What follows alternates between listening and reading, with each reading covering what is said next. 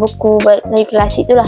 Dia cerita sangat faham. So cara saya, bila saya tengok video dia, saya dah faham cerita dia macam mana. Tak so stress dengan bahasa Inggeris. Sebab saya kadang tahu yang saya tak boleh dapat A pada bahasa Inggeris. Sebab sangat susah bagi saya dah. Sebab bahasa Inggeris ni, dia kalau tak faham bahasa, susah nak jawab. Gitu kan. So kena faham bahasa dia. Lagi part ABC semua tu kan, memang ada ABC. Tapi aku tak faham, susah kan. Gitu. Secara PTTI ajar, saya nak check macam mana PTTI buat supaya saya yang lemah bahasa Arab ni boleh buat adalah. Hai and Assalamualaikum warahmatullahi wabarakatuh. Welcome back to my YouTube channel.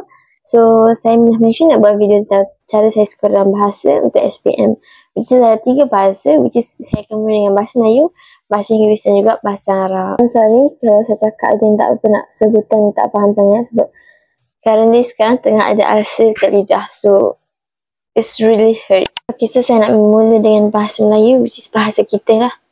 Fokus juga kertas 2 tu lah. Kertas yang ada macam perumusan, kertas yang ada sistem bahasa yang tukarkan kepada bahasa klasik dan sebagainya tu. Fokus kat kertas tu. Kertas 1 which is karangan tu penting, tapi kertas 2 ni fokus sikit sebabnya dia banyak benda. Tips saya adalah korang kena tahu teknik. Untuk setiap part tu ada teknik dia. Contoh part yang kena betulkan kesalahan dalam teks, part yang kena tukarkan kepada bahasa Melayu klasik dan sebagainya, part petikan, part rumusan tu, ada part-part tu kena tahu teknik sahaja. Orang yang paling takut adalah dia kata dekat part kena tukarkan bahasa Melayu klasik ke bahasa Melayu standard. Cikgu saya ajar adalah jangan fokuskan sangat dekat situ. Ya penting markah dia, tapi kecil, markah dia kecil je berbanding dengan banyak lagi markah yang kita boleh dapat daripada dalam paper tu. Dia susah nak baca buku, tak faham, buku dia tak faham baca sendiri. Cara saya pergi tengok video daripada Miss Z Kirana, which is video-video dia ni lah. Video dia ada banyak tentang, dia ceritakan untuk buku Melayu klasik tu lah. Dia cerita sangat faham. So cara saya, bila saya tengok video dia, saya dah faham cerita dia macam mana. Saya dah faham. Okay. So saya bila baca buku tu nanti, ataupun dia bagi petikan pendek-pendek tu, saya at least dah faham okay, ni part mana. Sebab kita petikan klasik tu tak semua kita tak faham kan. Kita satu yang karangan. So cara saya adalah kita gunakan teknik imbakub. Imbakub ni saya dah lupa sebab dah lama, tapi saya tulis kat sini lah imbakub tu apa. So every karangan korang guna je ni kalau korang kehabisan idea. Tapi kalau korang ada idea, so korang ikutlah ayat korang. Karangan ni juga boleh cuba untuk hafal tanda wacana, kata-kata menarik, peribahasa. Yang penting peribahasa tu kan, korang kena tahu cara guna. Maksudnya bila korang hafal satu ungkapan menarik atau hafal peribahasa, simpulan bahasa, korang kena bercontohkan dengan ayat. Macam mana cara nak guna benda tu? Jangan just tahu maksud peribahasa tapi tak tahu cara guna. Susah juga kan? Tengok contoh karangan. Tengok contoh karangan supaya korang boleh tahu cara susunan ayat, cara dia macam mana. Sebenarnya kalau korang selalu baca karangan pun bagus juga tau. Tapi kena faham lah macam dia susun ayat, dia tak isi macam mana dia. Seterusnya ayat dia macam mana dia huraikan, boleh try guna. Next, untuk bahasa Inggeris. Okay, bahasa Inggeris ni basically sentiasa stress dengan bahasa Inggeris. Sebab saya kadang tahu yang saya tak boleh dapat A pada bahasa Inggeris. Sebab sangat susah bagi saya dah. Sebab bahasa Inggeris ni, dia kalau kau tak faham bahasa, susah nak jawab. Macam tu kan.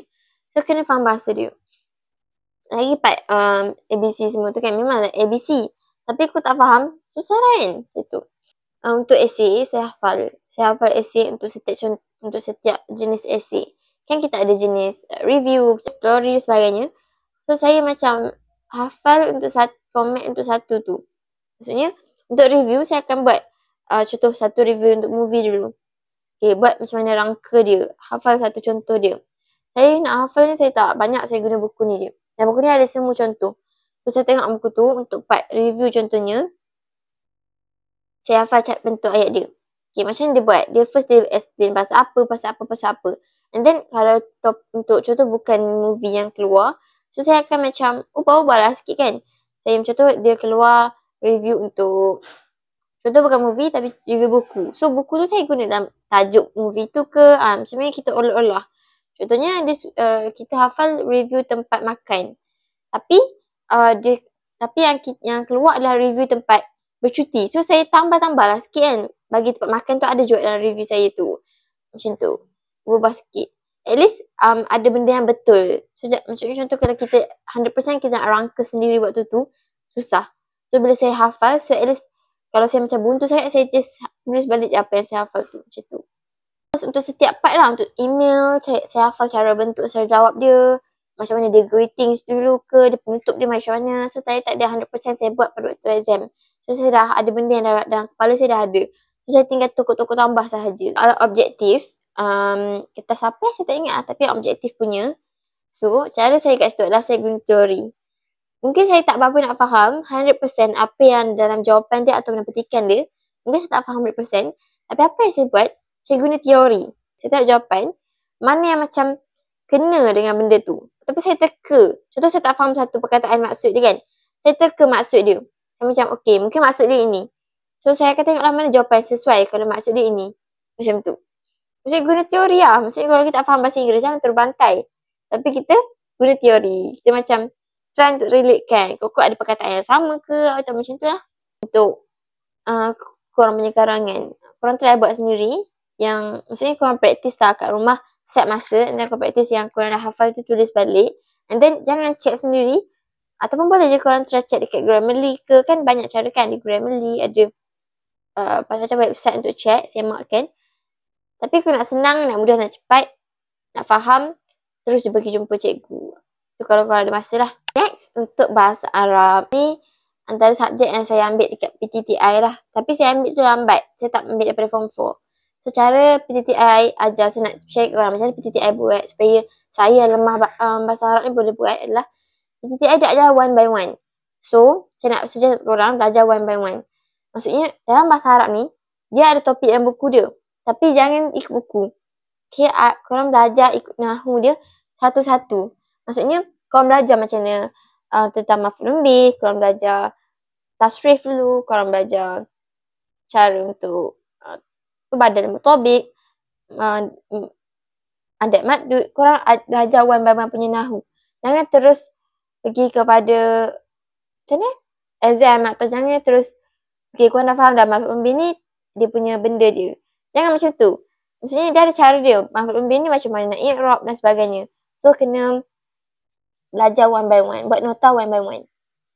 Kalau kau nak saya ada juga buat share nota saya one by one tu dekat dalam Telegram. So korang boleh tengok lah.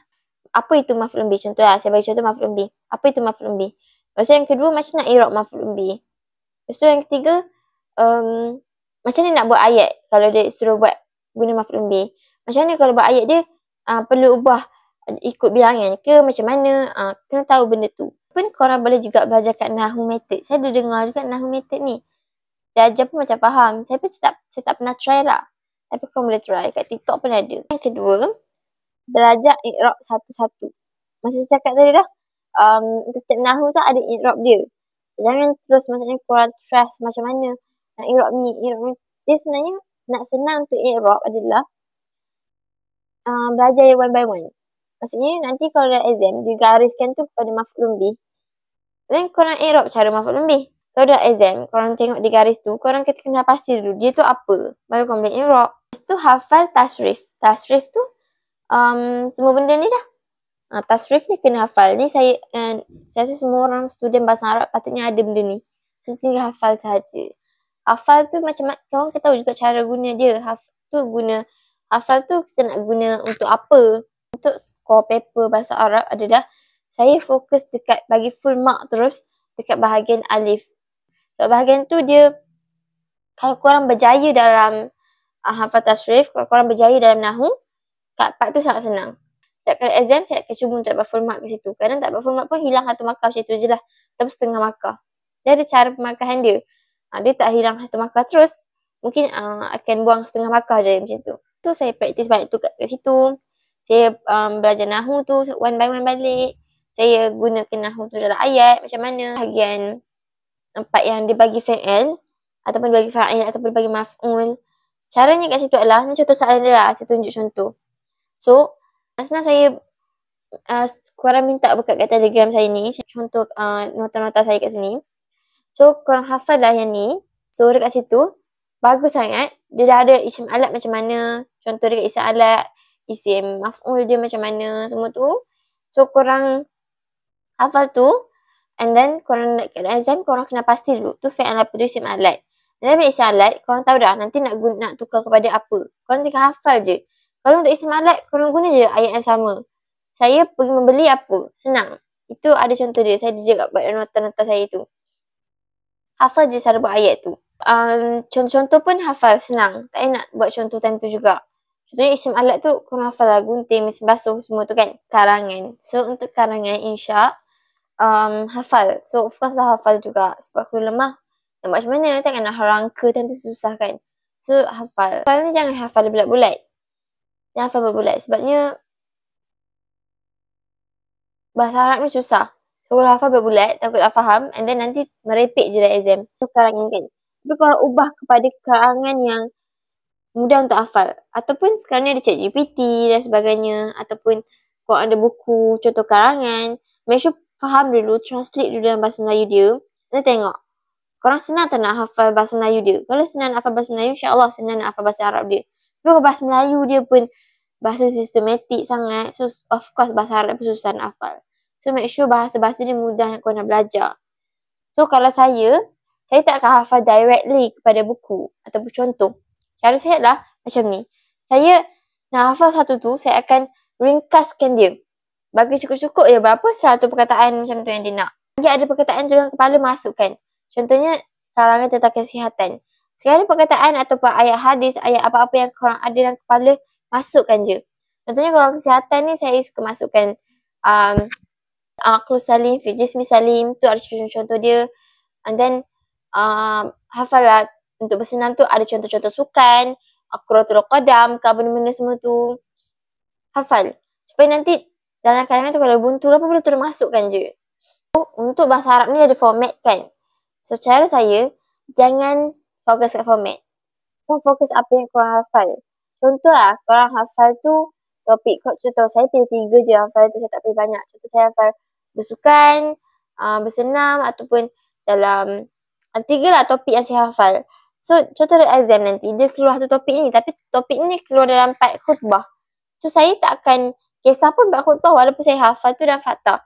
Sebab bila 4 khutbah, saya tinggal tukar sahaja. Tambah Assalamualaikum, tambah doa-doa sikit yang kita biasa dengar, tengah khutbah.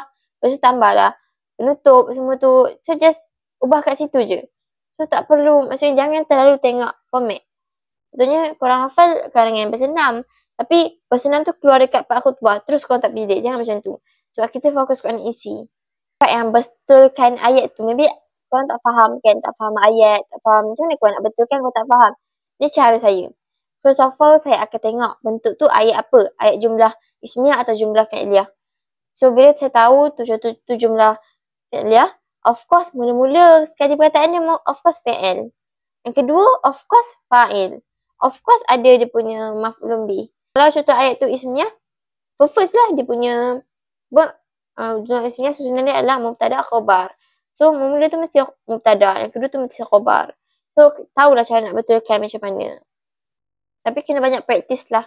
Senang sikit nak kenal. Sebenarnya tak semua perkataan perlu betulkan. Ada contoh ada fa'il je yang kena betulkan. Tak semua benda. So kena try praktis, tengok contoh. Praktis tengok contoh ataupun rujuk dengan ustazah untuk yang karangan tu. I think that's all for me untuk 3 subjek bahasa tu.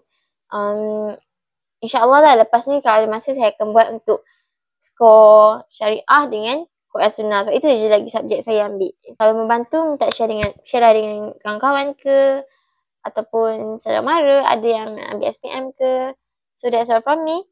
Bye bye.